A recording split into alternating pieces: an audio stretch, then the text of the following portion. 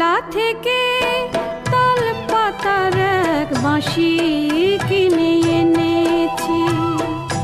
বাঁশি কই আগের মতো বাজে না, মন আমার তেমন কেন সাজে না। তবে কি ছেলেবেলা অনেক দূরে ফেলে এসেছি।